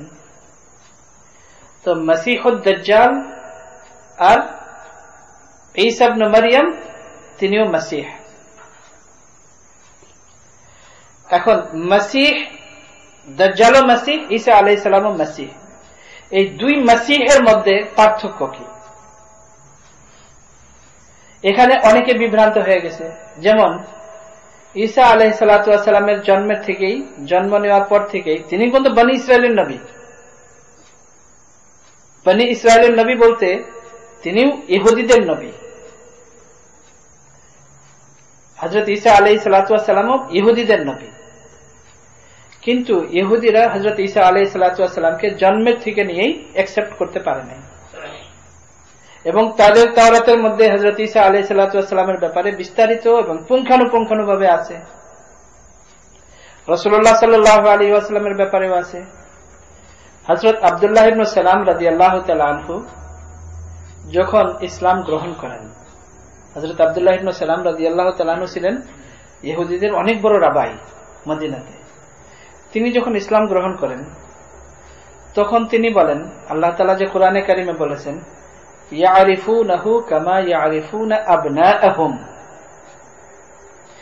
রাসূলুল্লাহ সাল্লাল্লাহু আলাইহি ওয়াসাল্লামকে তারা, এই আহলে কিতাব ইহুদ এবং নাসারা, ইয়ারিফুনাহু চিনে, কামা ইয়ারিফুনা আবনাআহুম যেমন তারা তাদের ছেলেদেরকে চিনে, সন্তানদেরকে চিনে। একটা ছেলে জন্ম থেকে নিয়ে বড় হওয়া পর্যন্ত মা বাপ যেভাবে চিনে এরকম অন্য কেউ আর চিনে না। আল্লাহ তাআলা বলেন যে রাসূলুল্লাহ সাল্লাল্লাহু আলাইহি ওয়াসাল্লামকে তারা এমন ভাবে চিনে যেমন তারা নিজের সন্তানদেরকে চিনে। হযরত আব্দুল্লাহ ইবনে সালাম রাদিয়াল্লাহু তাআলা আনহু যখন ইসলাম গ্রহণ করেন তখন তিনি বলেন যে আমি নিজের ছেলেদের থেকেও রাসূলুল্লাহ সাল্লাল্লাহু আলাইহি ওয়াসাল্লামকে বেশি চিনি, আমার নিজের সন্তানদের থেকেও বেশি রাসূলুল্লাহ সাল্লাল্লাহু আলাইহি ওয়াসাল্লামকে চিনি। অর্থাৎ তাদের কিতাবে রাসূলুল্লাহ সাল্লাল্লাহু আলাইহি ওয়াসাল্লামের ব্যাপারে এত বেশি এবং এত বিস্তারিত বর্ণনা আছে যে যার কোনো শেষ নেই। এবং এর অনেক ঘটনা রাসূলুল্লাহ সাল্লাল্লাহু আলাইহি ওয়াসাল্লামের ব্যাপারে যখন আসবে তখন বলা হবে। তো এই হলো ইহুদিদের অবস্থা। হযরত ঈসা আলাইহিস সালাতু ওয়াস সালামের ব্যাপারেও তাওরাতের মধ্যে বিস্তারিত ভাবে আছে। হযরত ঈসা আলাইহিস সালাতু ওয়াস সালাম বলেছেন, আতানিয়াল কিতাব, আমাকে কিতাব দেওয়া হয়েছে। হযরত ঈসা আলাইহিস সালাতু ওয়াস সালাম তাওরাতেরও আলিম ছিলেন। তার কারণ তাওরাত অনেক লম্বা সময় পর্যন্ত চলে আসছিল। হযরত ঈসা আলাইহিস সালাতু ওয়াস সালামের আসার কারণে যে হযরত ঈসা আলাইহিস সালাতু ওয়াস সালামের মধ্যে উপরে যে ইনজিল নাজিল হয়েছে, এই ইনজিল হলো তাওরাতের সম্পূরক, সাপ্লিমেন্টারি, সম্পূরক। অর্থাৎ অনেক বিষয়ে নতুন কিছু আদেশ নিষেধ এর সাথে। ঈসা আলাইহিস সালাতু ওয়াস সালামও ইহুদিদের একজন নবী, ইহুদিরা তাকে মানতে পারে নাই, বরং ইহুদিরা হযরত ঈসা আলাইহিস সালাতু ওয়াস সালামের সাথে শত্রুতা করেছে, দুশমনী করেছে। এবং তারা ওই যে মসিহুদ দাজ্জাল, ওই মসিহুদ দাজ্জালকে, যেহেতু তাদের কিতাবে মাসির আলোচনা আছে, তো তারা দাজ্জালকে হযরত ঈসা আলাইহিস সালাতু ওয়াস সালাম মনে করেছে। এবং ইহুদিরা ওই দাজ্জালের অপেক্ষায় আছে। তাদের আকীদা হলো যে দাজ্জাল আসবে, অর্থাৎ ঈসা আলাইহিস সালাম, দাজ্জাল মানে তাদের ঈসা আলাইহিস সালাম, অর্থাৎ দাজ্জাল আসবে এবং দাজ্জালের উপর তারা তখন ঈমান আনবে এবং দাজ্জালের সাথে মিলে তাদের আকীদা হলো যে সমস্ত মানুষকে তারা মেরে ফেলবে এবং সবাই যারা থাকবে তারা ইহুদি হয়ে যাবে। এটা হলো তাদের আকীদা, ইহুদিদের আকীদা। তো এখন মাসিহুদ দাজ্জাল আর মাসিহে হিদায়াত। একজন হল মাসিহে দালালাত অর্থাৎ গুমরাহির মাসিহ, ভ্রষ্টতার মাসিহ, আরেকজন হল হিদায়াতের মাসিহ। এখানে যদি আমরা আরো একটু চিন্তা করি, আদম আলাইহিস সালাতু ওয়াস সালাম থেকে নিয়ে রাসূলুল্লাহ সাল্লাল্লাহু আলাইহি ওয়াসাল্লাম পর্যন্ত আম্বিয়া কিরামের উপরে যত জুলুম অত্যাচার করা হয়েছে, যদি আমরা আম্বিয়া কিরামের জীবনী এবং তাদের ইতিহাস পড়ি তাহলে আমরা দেখতে পারব। রাসূলুল্লাহ সাল্লাল্লাহু আলাইহি ওয়াসাল্লাম বলেন, আশাদ্দুন নাসি বালাআন আল আম্বিয়া, যে দুনিয়াতে সবচেয়ে বেশি যাদের উপর বিপদ, সবচেয়ে বেশি যাদের উপর পরীক্ষা দুনিয়াতে এসেছে আল আম্বিয়া, তারা হলেন আম্বিয়া কিরাম। আশাদ্দুন নাসি বালাআন আল আম্বিয়া সুম্মাল আমসাল সুম্মাল আমসাল, অর্থাৎ নবীগণের পরে তাদের সাহাবা, সাহাবাদের পরে তাদের তাবেঈন। প্রত্যেক যুগে প্রত্যেক নবীর পরে সাহাবা, তারপরে তাবেঈন, সুম্মাল আমসাল সুম্মাল আমসাল, অর্থাৎ যারাই হকের উপরে থাকবে, দিনের উপরে চলবে। তো আম্বিয়া কিরামের থেকে দিনের উপরে হকের উপরে চলার আর কেউ আছে? তো আম্বিয়া কিরামের উপর সবচেয়ে বেশি বিপদ। আর যদি আমরা সংক্ষেপে দুই একটা দেখি, হযরত জাকারিয়া আলাইহিস সালামের মতো নবী, যখন হযরত মারিয়াম রাদিয়াল্লাহু তাআলা আনহা এখনো জন্ম নেন নাই, তখনও হযরত জাকারিয়া আলাইহিস সালাম নবী। আর হযরত জাকারিয়া আলাইহিস সালাতু ওয়াস সালামের সম্পর্কে তাফসীরের কিতাবে লিখেছে, অধিকাংশ মুফাসসিরিনের মতামত হলো যে হযরত মারিয়াম আলাইহিস সালামের বড় বোনের হাজবেন্ড। আর কিছু কিছু মুফাসসিরিনদের মত হলো যে মারিয়াম আলাইহিস সালামের খালার হাজবেন্ড।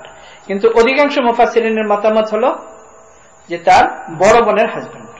কিন্তু আমাদের ধারণা হলো, যেটা কম মুফাসসিরিনদের যেটা মতামত, এটা হলো আমাদের ধারণা যে খালার হাজবেন্ড। যাই হোক, তো জাকারিয়া আলাইহিস সালামের মতো একজন নবী, এবং জাকারিয়া আলাইহিস সালামের যদি আমরা দেখি কোরআনে কারিমে আল্লাহ তাআলা যেভাবে তার প্রশংসা করেছেন, যেভাবে আল্লাহ তাআলা তার দোয়া কবুল করেছেন, যেভাবে আল্লাহ তাআলা তাকে ইয়াহইয়া আলাইহিস সালামকে চাওয়ার সাথে সাথে দান করেছেন, মানে কোরআনে কারিমের বর্ণনা যে তার স্ত্রী তখন বন্ধা, ছেলে সন্তান হবে না, বুড়ি হয়ে গেছে। অর্থাৎ হযরত ইব্রাহিম আলাইহিস সালাম, হযরত মূসা আলাইহিস সালাম, ওইরকম একজন হযরত জাকারিয়া আলাইহিস সালাম, যাদেরকে বলে উলুল আজম আম্বিয়া, হযরত জাকারিয়া আলাইহিস সালামকে কিভাবে নির্মম ভাবে শহীদ করা হয়েছে, হযরত ইয়াহইয়া আলাইহিস সালামকে কিভাবে নির্মম ভাবে শহীদ করা হয়েছে, জবাই করা হয়েছে। আম্বিয়া কিরামের সাথে এরকম অত্যাচার করা হয়েছে। রাসূলুল্লাহ সাল্লাল্লাহু আলাইহি ওয়াসাল্লাম বলেন, মা উযিতু ফিল্লাহি মা উযিয়া মিন ক্বাবলি মিনাল আম্বিয়া আহাদুন, যে আমাকে আল্লাহর রাস্তায় এত কষ্ট দেওয়া হয়েছে যে আমার পূর্বে কোন নবীকে এত কষ্ট দেওয়া হয় নাই। রাসূলুল্লাহ সমস্ত আম্বিয়া কিরামকে কষ্ট দেওয়া হয়েছে। আচ্ছা, এর মধ্যে হযরত ঈসা আলাইহিস সালামের এমন কি বৈশিষ্ট্য যে এত বড় বড় আম্বিয়া কিরামকেও শহীদ করা হয়েছে, তাদের উপর জুলুম করা হয়েছে, অথচ হযরত ঈসা আলাইহিস সালামকে আল্লাহ তাআলা হেফাজত করেছেন এবং আসমানে উঠিয়ে নিয়ে গেছেন। এর বৈশিষ্ট্য হলো, এবং এর মধ্যে রহস্য হলো যে মসিহ হিদায়াত এবং মসিহে দালালাত, এদের মধ্যে পার্থক্য করা এবং এটা পরিষ্কার করে দেওয়া। যে দাজ্জাল যখন একেবারে সারা দুনিয়া বিচরণ করতে করতে শেষ পর্যন্ত বাইতুল মাকদিসে পৌঁছবে, হযরত ইমাম মাহদী রাদিয়াল্লাহু তাআলা আনহু, আমরা আলাইহিস সালাম বলি, শিয়াদের থেকে আমরা অনেক প্রভাবিত, যার কারণে আসলে বললে বেশি থেকে বেশি রাদিয়াল্লাহু তাআলা আনহু বলতে পারি, আলাইহিস সালাম বলা কিছুতে ঠিক নয়। হযরত মাহদী রাদিয়াল্লাহু তাআলা আনহু মক্কা থেকে, মদিনা থেকে মক্কা আসবেন, মক্কা থেকে যাই হোক যেতে যেতে শেষ পর্যন্ত বাইতুল মাকদিসে পৌঁছবেন। নামাজের টাইম হবে, আজান হয়ে গেছে, ইকামত। এমন সময় হযরত ঈসা আলাইহিস সালাম নামবেন, নামার পরে ঢুকবেন, দেখবেন নামাজ একেবারে রেডি, হযরত মাহদী রাদিয়াল্লাহু তাআলা আনহু ইকামত হয়ে গেছে, বলবেন যে আপনি নামাজ পড়ান। হযরত ঈসা আলাইহিস সালাম বলবেন যে না, ইকামত আপনার জন্য হয়েছে, আপনি নামাজ পড়ান। নামাজ পড়ানোর এই নামাজ শেষ হইতে হইতে মশহুর হয়ে যাবে দাজ্জাল এসে গেছে, দরজা খোলা হবে, দাজ্জাল দাঁড়ানো থাকবে। হযরত ঈসা আলাইহিস সালাম যখন দাঁড়াবেন, দাঁড়ানোর সাথে সাথে দেখেই সে মোমের মতো গলতে থাকবে। তারপরেও হযরত ঈসা আলাইহিস সালাম নিজের তলোয়ার দিয়ে তাকে হত্যা করবেন। তো এই যে মাসিহে হিদায়াত এবং মাসিহে দালালাত এর মধ্যে পার্থক্য করা, ব্যবধান করা। আচ্ছা, মাসিহ শব্দটার একটু শব্দবিন্যাস একটু সংক্ষেপে বলে দিই আপনাদেরকে।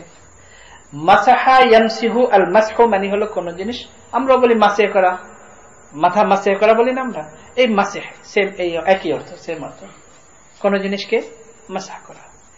ঈসা আলাইহিস সালাতু ওয়াস সালামের ব্যাপারে কোরআনে কারিমে আছে, ঈসা আলাইহিস সালাতু ওয়াস সালাম কোন রোগীকে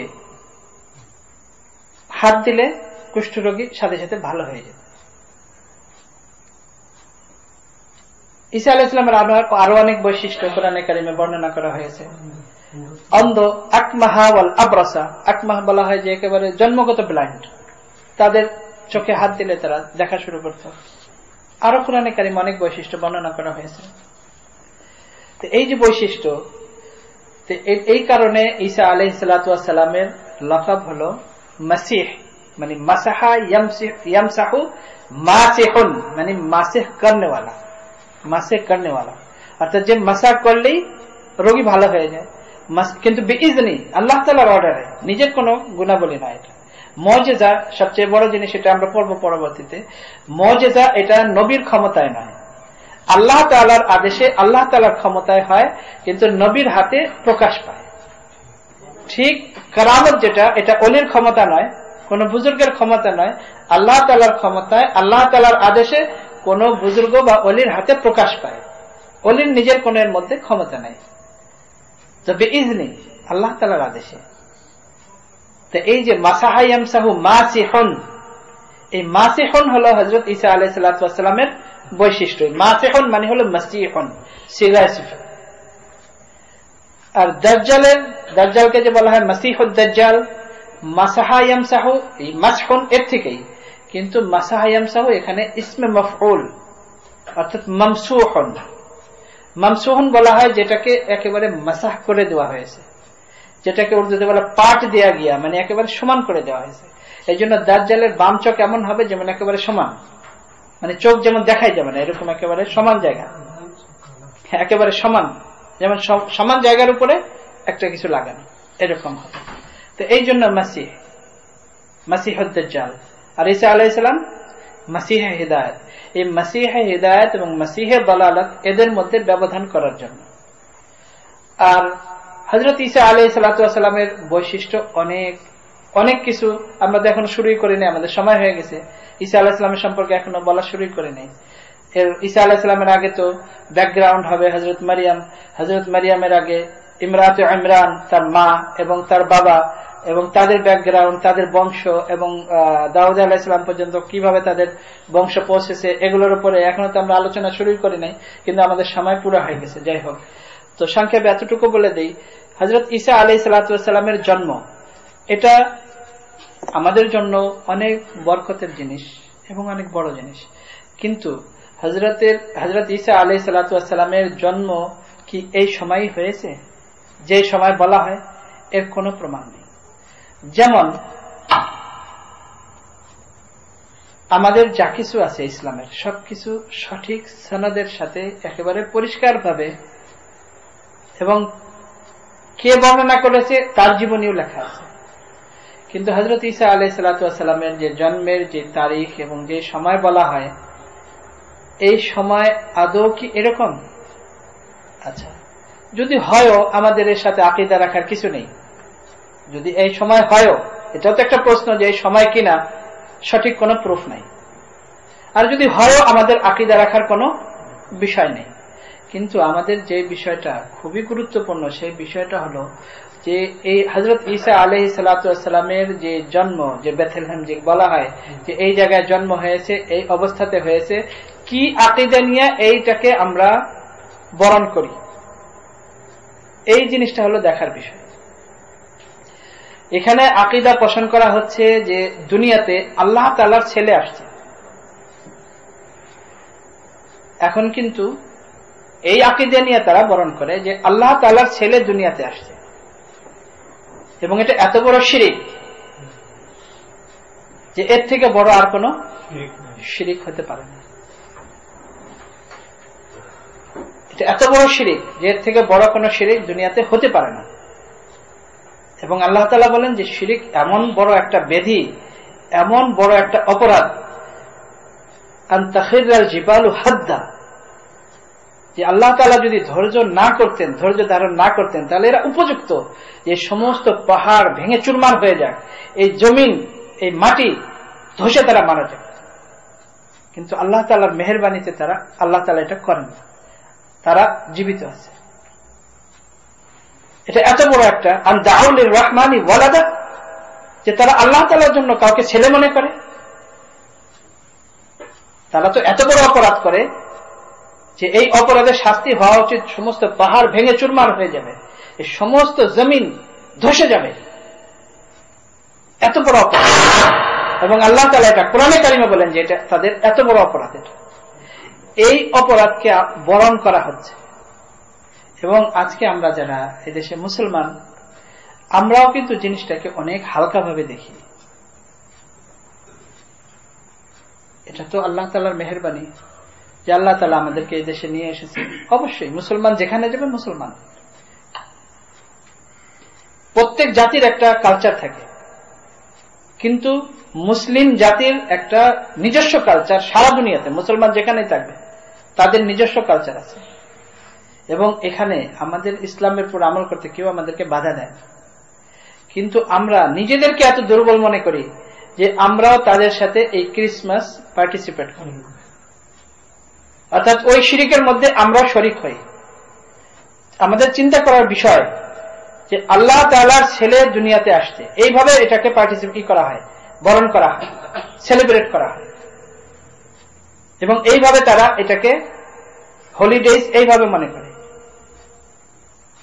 এবং তাদেরকে ওই যে ক্যান্ডি ক্যান যে দেখেন, এটা অনুকরণ হলো তাদের যে যারা রাখাল ছিল হযরত ঈসা আলাইহিস সালামের জন্মের সময়, যারা রাখাল ছিল তারা তাড়াতাড়ি দেখার জন্য চতুর্দিক থেকে এসেছে, তাদের হাতে লাঠি ছিল এবং এরকম লাঠি দিয়ে পাতা ছিঁড়া হতো গাছের থেকে। ওখানে অনেক জৈতুনের গাছ, ওই এলাকা ছিল অনেক সবুজ শ্যামল এলাকা, তো গাছের পাতা ছিঁড়া হতো ছাগলকে খাওয়ানোর জন্য। ওইটার অনুকরণে এখন এই ক্যান্ডি ক্যান বানানো হয়, ওই লাঠির মতো এরকম। এবং এটা আমরা নির্দ্বিধায় কিনি মুসলমানরা। ওই আকীদার মধ্যে আমাদের অজান্তে এবং কিছু আমরা জেনেও এটাকে হালকা মনে করি। এটা আমাদের জন্য বিরাট একটা চিন্তার বিষয়। এবং এই সময় আমরা তাদের সাথে সেলিব্রেট করি অনেক কিছু, তাদেরকে গিফট দেওয়া নেওয়া, তাদের সাথে তাদের মতো বলা, কিন্তু এখানে আমাদের আকীদার বিষয় রয়েছে। এই জিনিসটা আমাদের ওইভাবে চিন্তা করা উচিত যে আল্লাহ তাআলার ছেলেকে আমরা বরণ করি কিনা, এত বড় শিরিকের মধ্যে আমরা শরিক হই কিনা। আমরা কিন্তু আমাদের অজান্তে আমরা অনেক শরিক হয়ে যাচ্ছি, কিন্তু আমরা নিজেরাও এটা চিন্তা করি না, কখনো কল্পনা করি না, কখনো এটা বুঝি না। আমাদের এই ব্যাপারে সতর্ক হওয়া উচিত। মুসলমানদের একটা ভিন্ন আকীদা আছে। হযরত ঈসা আলাইহিস সালাতু ওয়াস সালামকে আমি তো দাবি করব যে আমরা যেইভাবে মুসলমান, যেইভাবে হযরত ঈসা আলাইহিস সালাতু ওয়াস সালামকে মনে প্রাণে জান প্রাণ দিয়ে আজকে রাসূলুল্লাহ সাল্লাল্লাহু আলাইহি ওয়াসাল্লামকে যদি কেউ অপমান করে, তাহলে তাকে আমরা যেমন অপরাধী মনে করি, হযরত ঈসা আলাইহিস সালাতু ওয়াস সালামকে যদি কেউ অপমান করে তাকেও আমরা সমান অপরাধী মনে করি এবং তাকেও আমরা ওই সমান দণ্ডে দণ্ডিত মনে করি। এবং এটা আমাদের ইসলামের সিদ্ধান্ত। কিন্তু তারপরেও এই আকীদায় তো আমরা বিশ্বাসী হতে পারি না, যেখানে আল্লাহ তাআলা বলে আন দাউ লির রহমানি ওয়ালাদা, যে তারা আল্লাহ তাআলার জন্য, রহমানের জন্য ছেলে নির্ধারণ করে। তাদের বিচার তো এমন হওয়া উচিত যে তারা জমিনের মধ্যে ঢুকে যাবে এবং এইভাবে তারা ধ্বংস হবে। কিন্তু এই আকীদার মধ্যে কিন্তু আমরাও পরোক্ষভাবে শামিল হয়ে যাচ্ছি, জড়িয়ে যাচ্ছি। এর থেকে আমাদের বাঁচা উচিত এবং সতর্ক হওয়া উচিত।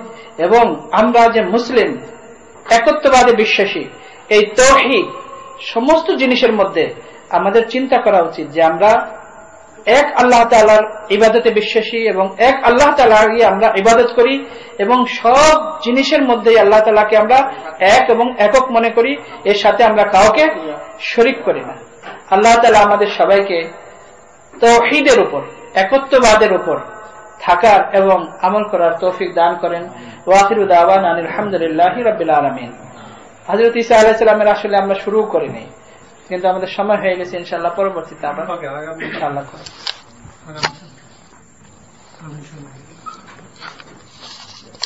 প্রায় দেখা যায়, প্রায় গার্জিয়ানেরা এই যে সব কিছু তাদের গিফট গুলো যে দেয়, এই জন্যই তো এটা বলা হলো, এই জন্যই তো এটা বলা হলো। সে আমি সেটাই জানছি, কারণ প্রায় ম্যাক্সিমাম গার্জিয়ানরা কি করছে এই উপলক্ষে দেওয়া নেওয়া এবং তাদের সাথে কোনোভাবে শরীক হওয়া আমাদের জন্য জায়েজ নেই। কিন্তু আমরা যদি এখানে না দিই তাহলে মানে আমাদের ছেলেদেরকে ওরা কিন্তু খুব ভালো চোখে দেখে না, ভালো চোখে দেখুক না দেখুক, আমরা আমাদের আকীদা নষ্ট করতে পারবো, আমরা আমাদের আকীদা নষ্ট করতে পারবো। যদি আপনারা গিফট দিতে চান এই উপলক্ষে দিবেন না, আমাদের চিন্তা করতে হবে যে তারা এই দিনটাকে কি হিসাবে পালন করে, যে আল্লাহ তাআলার ছেলে দুনিয়াতে আসছে, জন্মদিন অন্য দিনে দিবেন। যদি আপনাদের ভালো দিতে মনে চায় অন্য কোনো সময় দিবেন, এই উপলক্ষে দিবেন না, বর্জন করতে হবে।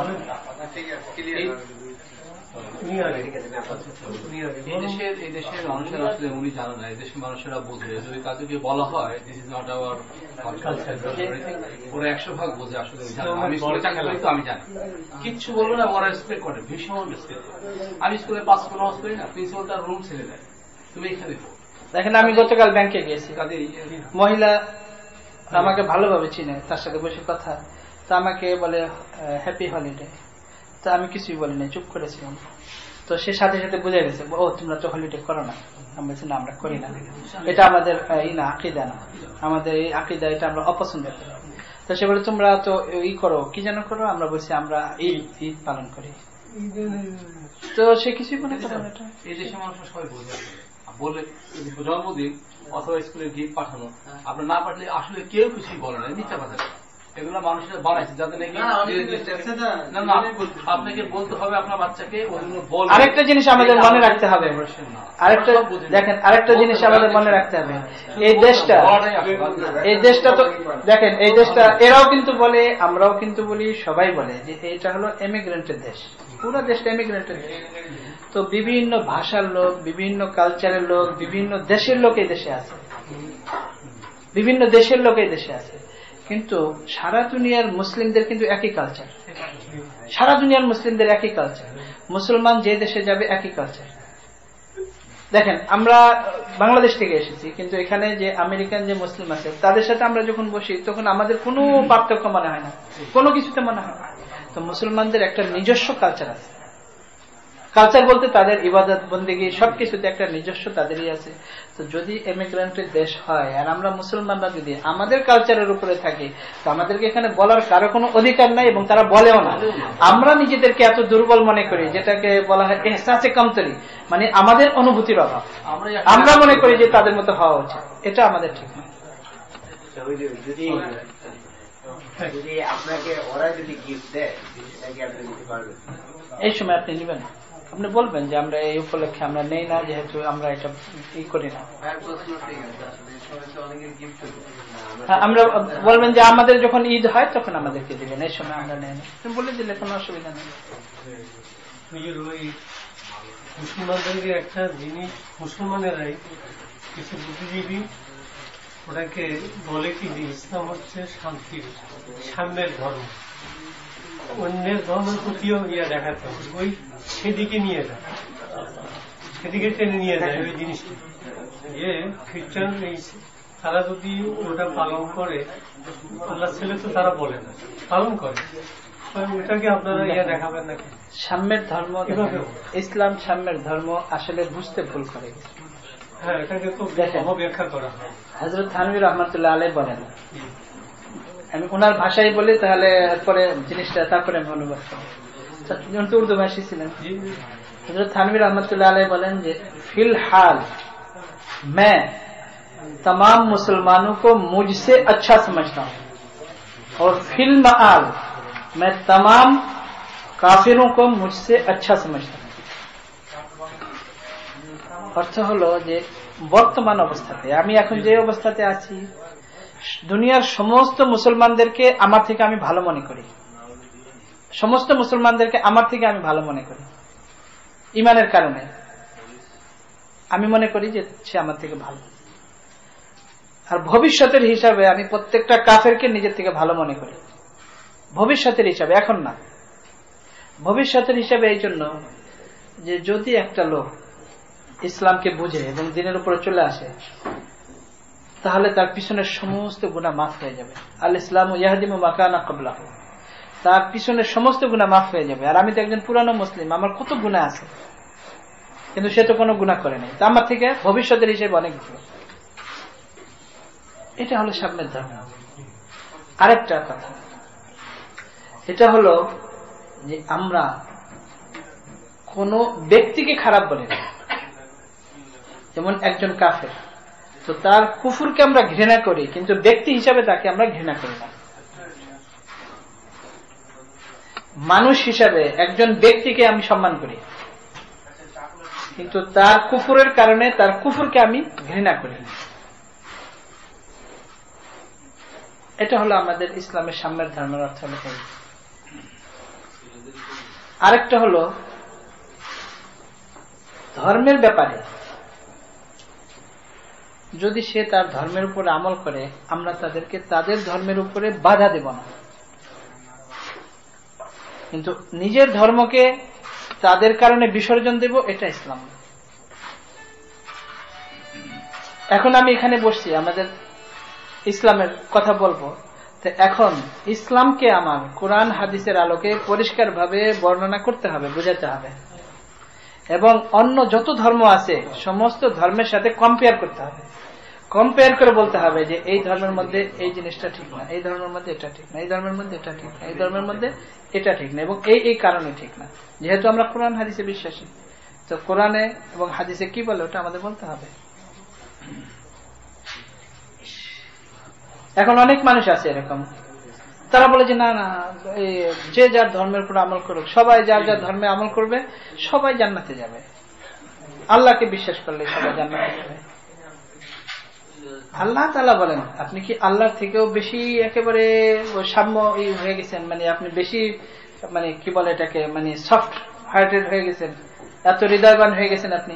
আল্লাহ তাআলা বলেন, ওয়ামান ইয়াবতাগি গায়রাল ইসলামি দীনান, যে ব্যক্তি তালাশ করবে ইসলাম ছাড়া অন্য কোন ধর্মকে, ফালাই ইউকবালা মিনহু, ফালাই ইউকবালা মিনহু, তার থেকে অন্য কোন ধর্ম কখনোই গ্রহণ করা হবে না। ওয়া হুয়া ফিল আখিরাতি মিনাল কাফিরিন, এবং আখিরাতে সে হবে কাফির।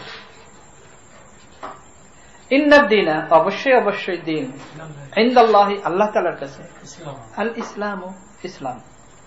তো যেখানে আল্লাহ তাআলা এইভাবে বলেন, আর আমি একজন মুসলিম হিসেবে আল্লাহকে বিশ্বাস করি, তো আল্লাহ থেকেও কি আমি মানুষের জন্য বেশি হৃদয়বান হয়ে যাব? কি বলেন? হ্যাঁ, অনেক এরকম হয়ে গেছে, তারা নিজেদেরকে স্কলারও মনে করে, বলে যে ইসলামে কোরআনে কারিমে কিছু আয়াত ইহুদি এবং খ্রিস্টানদের ব্যাপারে ক্রিটিক্যাল, এগুলোকে আমাদের বর্জন করে চলা উচিত, মানে কোরআনে কারিমের মধ্যে পরিবর্তন করা উচিত। এর অর্থ তো এটাই দাঁড়ায়, কোরআনে কারিমে পরিবর্তন করা উচিত।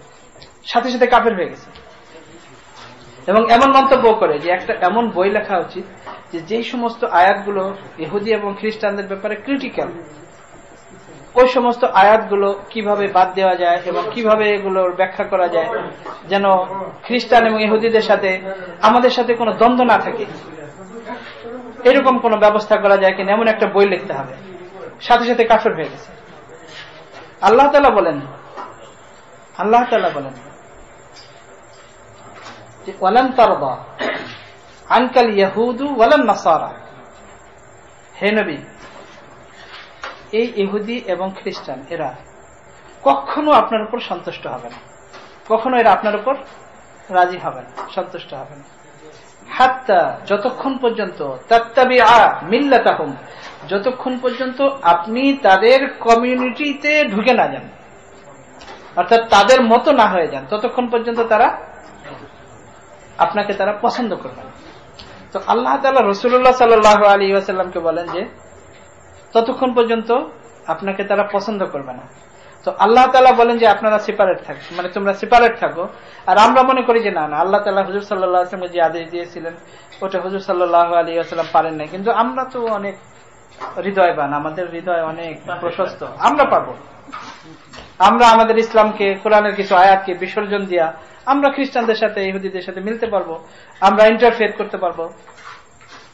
ইন্টারফেথের অর্থ কি? ইন্টারফেথের অর্থ যে যদি তুমি তোমার ইসলাম তাকে বুঝাতে পারো তাহলে তুমি তাকে বলো, আর সে তার ধর্ম তোমাকে বুঝাবে, আর তুমি তোমার ইসলামকে পেশ করবা, আর তুমি নিজের ইসলামকে দুর্বল বলবা যে না আমাদের ইসলাম অনেক ভুল ভ্রান্তি অনেক কিছু আছে, হ্যাঁ তুমি যেটা বলো এটা ঠিক, তোমার ইমান নাই, তুমি কাফের।